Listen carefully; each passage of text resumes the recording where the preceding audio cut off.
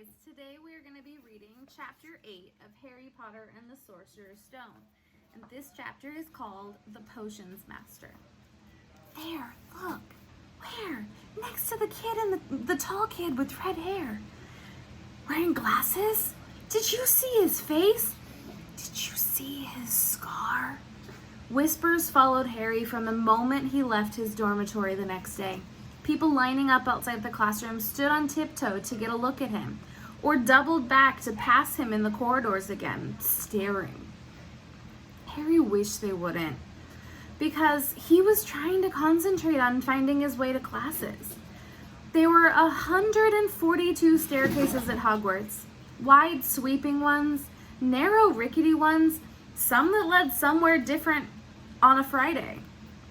Some with a vanishing step halfway up that you had to remember to jump. There were doors that wouldn't open unless you asked politely or tickled them in exactly the right place. And doors that weren't really doors at all, but solid walls just pretending. It was also very hard to remember where anything was because it all seemed to move around a lot. The people in the portraits kept going to visit each other, and Harry was sure the coats of armor could walk. The ghosts didn't help either. It was always a nasty shock when one of them glided suddenly through a door you were trying to open. Nearly Headless Nick was always happy to point a new Gryffindor in the right direction. But Peeves the Poltergeist was worth 2 locked doors and a trick staircase if you met him when you were running late for class. He would drop waste paper baskets on your head, pull rugs from under your feet, pelt you with bits of chalk, or sneak up behind you, invisible, grab your nose and screech, "Got your conch!" Even worse than Peeves, if that was possible, was the caretaker, Argus Filch. Harry and Ron managed to get on the wrong side of him their first morning. Filch found them trying to force their way through a door that unluckily turned out to be the entrance up to the out-of-bounds corridor on the 3rd floor. He wouldn't believe that they were lost, was sure they were trying to break into it on purpose, and was threatening to lock them in the dungeons when they were rescued by Professor Quirrell, who was passing. Filch owned a cat called Mrs. Norris, a scrawny, dust-colored creature with bulging lamp-like eyes, just like Filch's. She patrolled the corridors alone. Break a rule in front of her, put just one toe out of line, and she'd whisk off for Filch, who'd appear, wheezing, 2 seconds later. Filch knew the secret passageways of the school better than anyone, except perhaps the Weasley twins, and could pop up as sudden as any of the ghosts. The students all hated him, and it was the dearest ambition of many to give Mrs. Norris a good kick. And then, once you had managed to find them, there were the classes themselves. There was a lot more to magic, as Harry quickly found out, than waving your wand and saying a few funny words. They had to study the night skies through their telescopes every Wednesday at midnight and learn the names of different stars and the movements of the planets. 3 times a week, they went out to the greenhouse behind the castle to study herbology with a dumpy little witch called Professor Sprout, where they learned how to take care of the strange plants and fungi and found out what they were used for. Easily the most boring class was History of Magic, which was the only one taught by a ghost. Professor Binns had been very old indeed when he had fallen asleep in front of the staff room fire and got up the next morning to teach, leaving his body behind him. Binns droned on and on while they scribbled down names and dates, got Emmerich the Evil and Ulrich the Oddball mixed up. Professor Flitwick, the charms teacher, was a tiny little wizard who had to stand on a pile of books to see over his desk. At the start of their first class, he took the roll call, and when he reached Harry's name, He gave an excited squeak and toppled out of sight. Professor McGonagall was again different. Harry had been quite right to think she wasn't a teacher to cross. Strict and clever, she gave them a talking to the moment they sat down in her first class. Transfiguration is some of the most complex and dangerous magic you will learn, she said. Anyone messing around in my class will leave and not come back. You have been warned. Then she changed her desk into a pig and back again. They were all very impressed and couldn't wait to get started, but soon realized they were going to be changing the furniture into animals for a long time. After a lot of complicated notes, they were each given a match and started trying to turn it into a needle. By the end of the lesson, only Hermione Granger had made any difference to her match.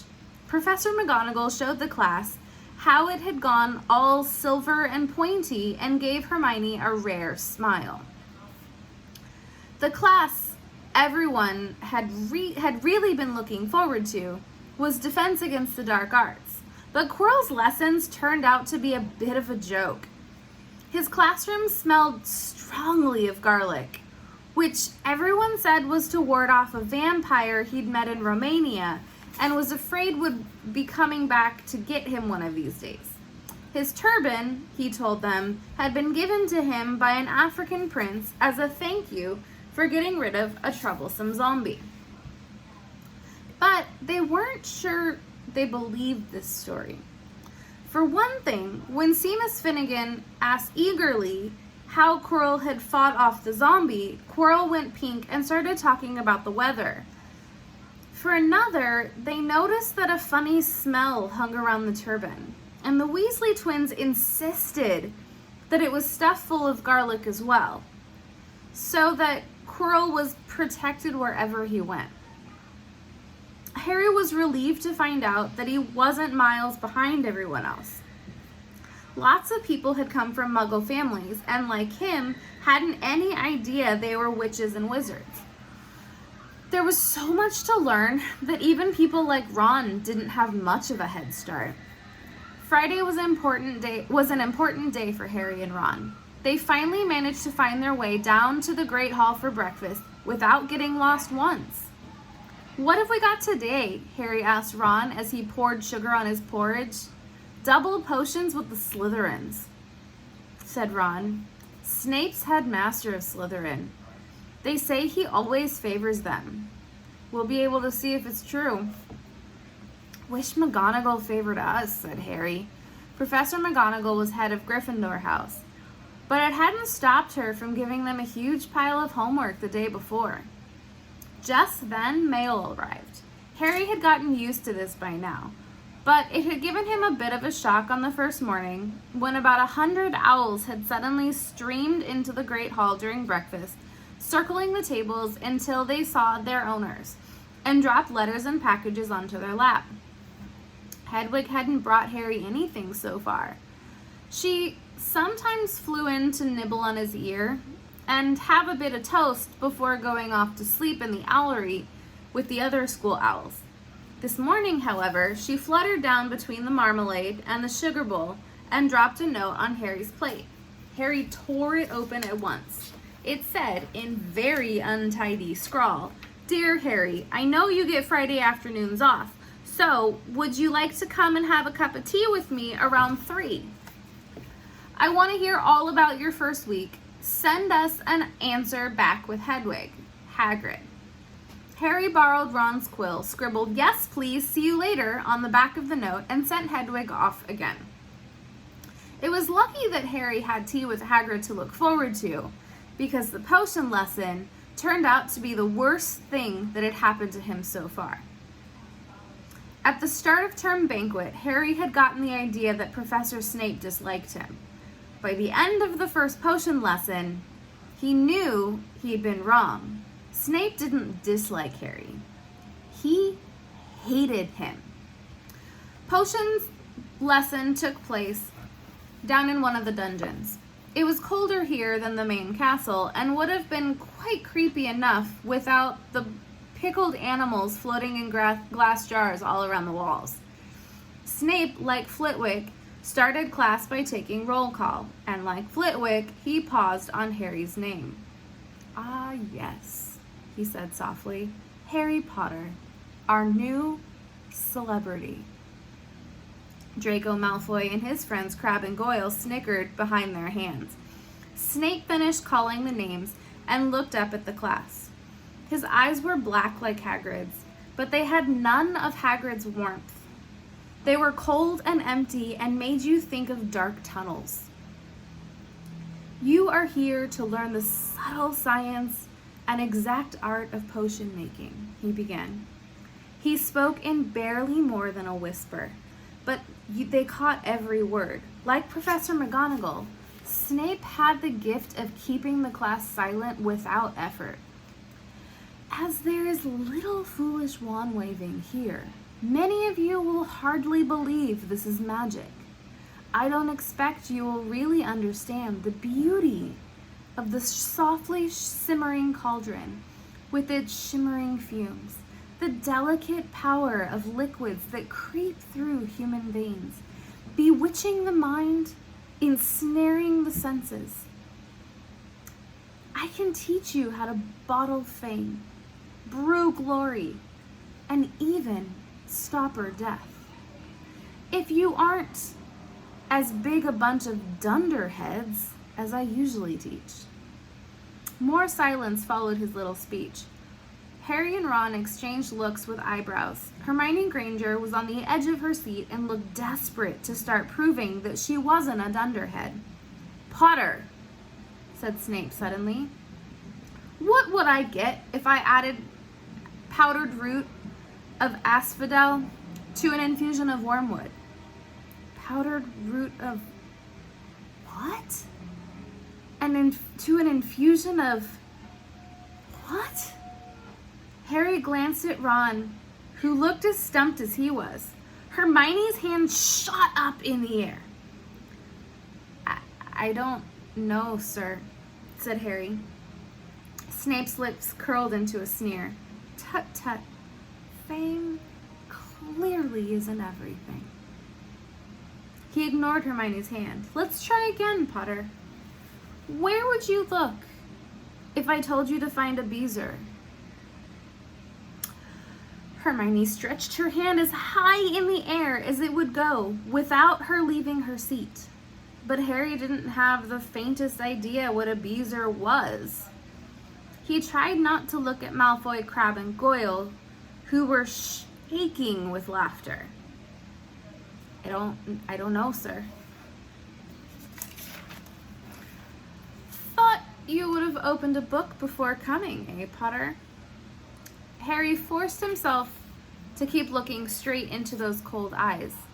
He had looked through his books at the Dursleys, but did Snape expect him to remember everything in 1,000 magical herbs and fungi? Snape was still ignoring Hermione's quivering hand. "What's the difference, Potter, between Moonshank and Wolfsbane?" At this, Hermione stood up, her hand stretched toward the dungeon ceiling. "I don't know," said Harry quietly. "I think Hermione does, though. Why don't you try her?" A few people laughed. Harry caught Seamus's eye, and Seamus winked. Snape, however, was not pleased. "Sit down," he snapped at Hermione. "For your information, Potter, asphodel and wormwood make a sleeping potion so powerful it is known as the Draught of the Living Death. And a beezer is a stone taken from the stomach of a goat, and it will save you from most poisons. As for monkshank, monkshood, and wolfsbane, they are the same plant which also goes by the name of aconite. Well, why aren't you copying this down?" There was a sudden rummaging for quills and parchment. Over the noise, Snape said, "And a point will be taken from Gryffindor house for your cheek, Potter." Things didn't improve for the Gryffindors as potion lessons continued. Snape put them all into pairs and set them to mixing up a simple potion to cure boils. He swept around in his long black cloak, watching them weigh dried nettles and crush snake fangs, criticizing almost everyone except Malfoy, whom he seemed to like. He was just telling everyone to look at the perfect way Malfoy had stewed his horned slugs when clouds of acid green smoke and loud hissing filled the dungeon. Neville had somehow managed to melt Seamus's cauldron into a twisted blob, and their potion was seeping across the stone floor, burning holes in people's shoes. Within seconds, the whole class was standing on their stools while Neville, who had been drenched in the potion when the cauldron collapsed, moaned in pain as angry red boils sprang up over his arms and legs. "Idiot boy," snarled Snape, clearing the spilled potion away with one wave of his wand. "I suppose you added the porcupine quills before taking the cauldron off the fire?" Neville whimpered as his boils started to pop all over his nose. "Take him to the hospital wing," Snape spat at Seamus. Then he rounded on Harry and Ron, who had been working next to Neville. "You, Potter, why didn't you tell him not to add the quills? Thought he'd make you look good if he got it wrong, did you? That's another point you've lost for Gryffindor." This was so unfair that Harry opened his mouth to argue, but Ron kicked him behind their cauldron. "Don't push it," he muttered. "I've heard Snape can turn very nasty." As they climbed the steps of the dungeon an hour later, Harry's mind went racing and his spirits were low. Harry's mind was racing and his spirits were low. He'd lost 2 points for Gryffindor in his very first week. Why did Snape hate him so much? "Cheer up," said Ron. "Snape's always taking points off Fred and George. Can I come and meet Hagrid with you?" At 2 to 3, they left the castle and made their way across the grounds. Hagrid lived in a small wooden house on the edge of the Forbidden Forest. A crossbow and a pair of galoshes were outside the front door. When Harry knocked, they heard a frantic scrabbling from inside and several booming barks. Then Hagrid's voice rang out, saying, "Back, Fang, back!" Hagrid's big, hairy face appeared in the crack as he pulled the door open. "Hang on," he said. "Back, Fang!" He let them in, struggling to keep a hold of the collar of the enormous black boarhound. There was only one room inside. Hams and pheasants were hanging from the ceiling. A copper kettle was boiling on an open fire, and in the corner stood a massive bed with a patchwork quilt over it. "Make yourselves at home," said Hagrid, letting go of Fang, who bounded straight at Ron and started licking his ears. Like Hagrid, Fang was clearly not as fierce as he looked. "This is Ron," Harry told Hagrid, who was pouring boiling water into a large teapot and put rock cakes on a plate. "Another Weasley, eh?" said Hagrid, glancing at Ron's freckles. "I spent half me life chasing your twin brothers away from the forest." The rock cakes were shapeless lumps with raisins that almost broke their teeth, but Harry and Ron pretended to be enjoying them as they told Hagrid about their first lessons. Fang rested his head on Harry's knee, drooled all over his robes. Harry and Ron were delighted to hear Hagrid call Filch that old git.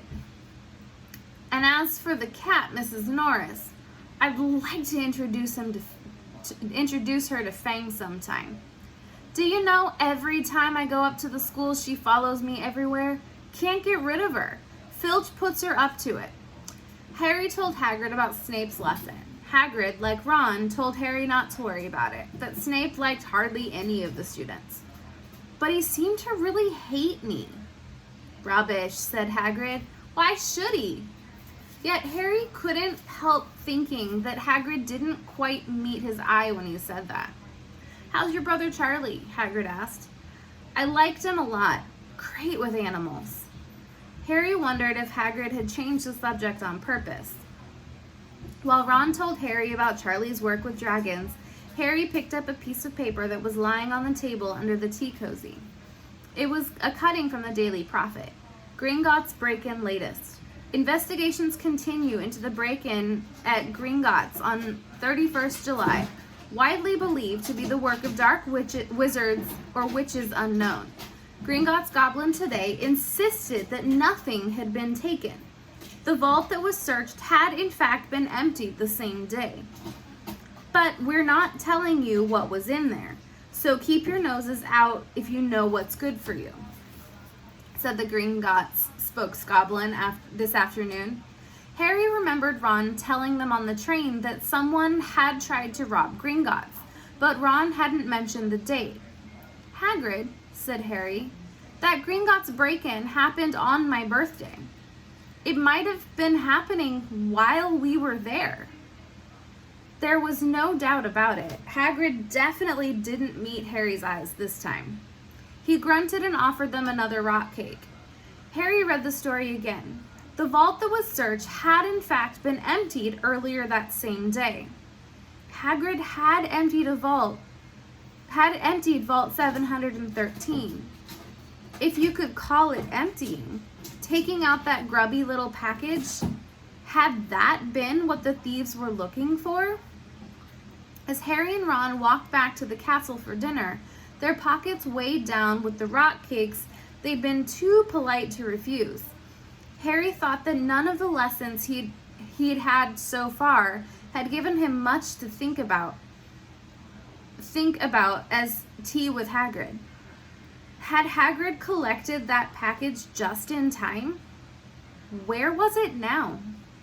And did Hagrid know something about Snape that he didn't want to tell Harry?